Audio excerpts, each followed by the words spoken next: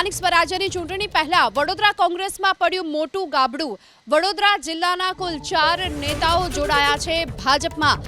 વડોદરા જિલ્લા કોંગ્રેસના પૂર્વ પ્રમુખ પ્રહલાદ પટેલ ભાજપમાં જોડાયા। સાથે જ વડોદરા તાલુકા કોંગ્રેસના પૂર્વ પ્રમુખ કુલદીપ રાજ, વડોદરા જિલ્લા કોંગ્રેસના મહામંત્રી નિલેશસિંહ રાઠોડ અને વડોદરા જિલ્લા બક્ષીપંચ મોરચાના પૂર્વ પ્રમુખ જયેશ ઠાકોર જોડાયા ભાજપમાં। વડોદરા જિલ્લા કોંગ્રેસના આ 4 નેતાઓ ભાજપમાં જોડાતા હવે કોંગ્રેસમાં ગાબડું જોવા મળી રહ્યું છે।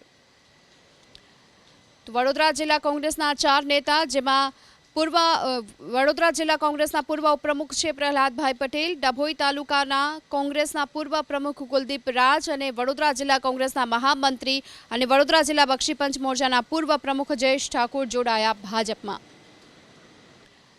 તો વડોદરા જિલ્લા કોંગ્રેસના 4 નેતા, જેમાં વડોદરા જિલ્લા કોંગ્રેસના પૂર્વ ઉપપ્રમુખ છે પ્રહલાદભાઈ પટેલ, ડભોઈ તાલુકાના કોંગ્રેસના પૂર્વ પ્રમુખ કુલદીપ રાજ અને વડોદરા જિલ્લા કોંગ્રેસના મહામંત્રી અને વડોદરા જિલ્લા બક્ષીપંચ મોરચાના પૂર્વ પ્રમુખ જયેશ ઠાકોર જોડાયા ભાજપમાં।